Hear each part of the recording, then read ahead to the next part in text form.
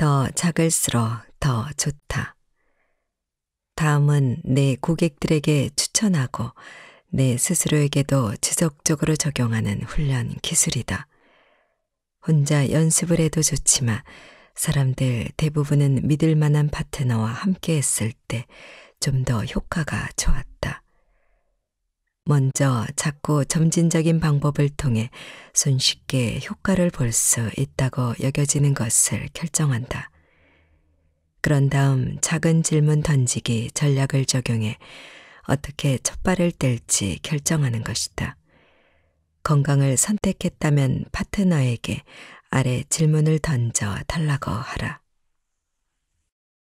건강의 질을 높이기 위해 내가 할 수 있는 작고 사소한 방법은 뭐가 있을까? 대개 몸무게 줄이기나 자주 운동하기와 같은 대답이 먼저 나올 것이다. 좋은 출발이지만 정확히 작은 방법은 아니다. 이는 스몰 스텝 전략이 아니라 혁신에 가깝다. 이런 목표를 달성하기 위해 사람들이 다이어트에 매달리고 달리기와 같은 것을 실천하지만 대개 실패하지 않는가? 자, 진짜 작고 아주 사소해 보이는 방법을 찾아야 할 시간이다. 당신이 답을 찾을 수 있도록 파트너가 도와줄 순간이다. 당신이 생각하는 방법은 스스로는 충분히 작은 방법이라고 생각하겠지만 내가 맹렬히 저항할 수 있을 만큼 큰 방법이다. 여기엔 크고 대담한 행동이 요구된다. 작고 사소한 방법은 너무 쉬워서 당신이 매일 해낼 수 있는 것이어야 한다. 파트너는 당신이 진짜 작고 사소한 방법을 떠올릴 때까지 다시 질문을 반복해야 한다. 건강의 질을 높이기 위해 내가 할 수 있는 작고 사소한 방법은 뭐가 있을까? 가능한 답변으로 덜 먹기가 있을 것 같다. 다시 시도하자. 이런 식의 모호한 답은 실제로 하기도 어렵고 그 상태를 계속 유지하는 것도 어렵다. 건강의 질을 높이기 위해 내가 할 수 있는 작고 사소한 방법은 뭐가 있을까? 초콜릿, 과자, 빵 등등 먹지 않기. 구체적인 답변이 나왔지만 이 역시 너무 큰 방법이다. 초콜릿 먹지 않기가 그렇게 쉽다면 다이어트 산업은 모두 사양길에 접어들었을 것이다. 건강의 질을 높이기 위해 내가 할 수 있는 작고 사소한 방법은 뭐가 있을까? 초콜릿 덜 먹기. 많이 가까워졌지만 아직 멀었다. 이런 질문을 반복해서 들으면 내가 이리저리 궁리해서 마침내 창의적인 답을 내놓는다는 것을 기억하자. 건강의 질을 높이기 위해 내가 할 수 있는 작고 사소한 방법은 뭐가 있을까? 초콜릿을 먹기는 하되 한 조각 떼어놓고 먹기. 바로 이거다. 이것이 음식 섭취량을 줄이는 가장 좋은 방법이다. 눈은 초콜릿 첨보를 먹고 싶어 하지만 뇌는 먹기 전에 미리 떼어놓는 것을 배우기 시작한다. 먹다가 마지막 한 입을 버리는 방법은 아주 어렵다. 이 방법은 충분히 작고 사소한 것이라 내일 해가 떠오르는 것만큼 분명히 해낼 수 있다. 스몰 스텝 전략을 이해하기 위해 사이가 벌어진 부모와 화해하겠다는 목표가 있다고 가정해보자. 성대한 파티를 열어 초대한다면 양쪽 모두 불편할 것이다. 대신에 저녁 식사를 함께 하거나 전화로 먼저 얘기를 거는 방법은 어떨까? 다시 한번 얘기하지만 제거로 좋은 방법은 내가 시도하기 어려운 것이 무엇이든 간에 이 정도쯤은 할 수 있어라는 답이 나오는 것이다. 그 첫걸음은 부모의 긍정적인 면에 대해 하루 1분 정도 생각하는 것이 될 수도 있다. 부모가 권위적이고 엄격한 경우라면 부모님의 불안거리나 두려움이 무엇일까 생각해 보는 것이 첫걸음이 될 수 있다. 이처럼 스몰 스텝의 시작은 아주 작아야 한다. 그래야 성공할 수 있다. 첫 단계를 즐겁게 해낼 수 있었다면 이제 다음 단계로 넘어가야 하는지 여부를 판단해야 한다. 첫 단계를 아무런 고생 없이 거의 자동적으로 해냈다면 준비가 된 것이다. 위에 언급한 절차를 사용해 두 번째 단계에서는 무엇을 할지 결정해야 한다. 무엇이 되었든 내가 분명히 해낼 수 있는 일이어야 된다. 이런 식으로 다음 단계와 그 다음 단계를 설정하는 것이다. 이렇게 해야 거부감을 극복할 수 있고 또 속도도 붙을 수 있다. 실행하기 두렵거나 자꾸 핑곗거리가 생긴다면 다시 되돌아가서 해낼 수 있는 작고 쉬운 방법을 찾아야 한다.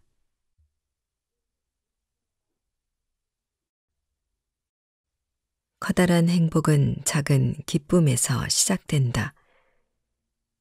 변화를 계획하고 있는데 일상이 너무 지루하고 여유도 없고 갇혀있는 것만 같다면 주위를 둘러보고 숨어있는 작은 기쁨의 순간들을 찾아야 한다. 건강한 습관을 들이는데 성공한 사람들은 잘 먹고 운동하는 것을 흥분과 자부심의 원천으로 바꿀 수 있었던 사람이다. 고객들이 오히려 나를 가르칠 때가 있다. 다른 목표를 이루려고 할 때도 마찬가지라는 것이다. 날씬한 몸매에 어울리는 옷을 입어야만, 결혼 생활이 즐겁고 활기차야만, 먹고 싶은 음식을 돈 걱정하지 않고 먹을 수 있어야만 행복할 수 있다고 생각하지 말라. 변화의 순간이 가져오는 즐거움에 집중해야 한다. 아무리 힘겹고 어려운 삶 속에서도 우리들 대부분은 적어도 즐거웠던 순간 하나 정도는 떠올릴 수 있다. 글쎄, 오늘 걷다 보니 우리 동네 정말 예쁘더라 하고 말할 수도 있고, 오늘 사과를 먹는데 우리 삼촌과수원에서 일하던 게 떠오르더군. 그때 정말 재미있었는데 라고 말할 수도 있다. 작은 순간을 알아보려면 호기심과 열린 마음이 있어야 한다. 이 두 가지 능력을 배양하면 자기 내부에 잠재된 창의력을 인식할 수 있는 힘도 커진다. 감정적으로 흥분되는 상황에서도 열린 마음과 장난기를 유지하면서 다음 4단계를 따라해보자. 1. 낙태 총기 규제. 학교 급식처럼 정치, 사회적 이슈에 있어 당신과 반대되는 의견을 가진 사람을 찾아라. 친구나 가족보다는 낯선 사람일수록 좋다. 옆자리 승객처럼 말이다. 2. 그 사람과 대화를 하되 당신은 오직 하나에만 집중하자. 그의 관점에서 이해하고 그 타당성을 발견하는 것이다. 3. 논쟁하지도 말고 설득하려고도 하지 말고 판단하려고도 하지 말라. 4. 그가 여유 있는 태도를 드러내며 점점 더 말이 많아진다면 당신은 성공한 것이다. 존 카트맨 박사가 워싱턴 대학 심리학과 교수로 재직할 당시 한 가지 실험을 했다. 실험을 지원한 커플들에게 특별히 제작된 아파트로 들어가 하루 동안 살게 했다. 아파트는 실험 참가자들의 자연스러운 행동과 대화를 관찰하기 위해 특별히 제작된 곳이었다. 민감한 영역이나 논쟁이 될 만한 문제에 대해 토론하면서 나타나는 생물학적 변화를 기록하기 위해 참가자들은 주기적으로 모니터에 접속을 해야 했다.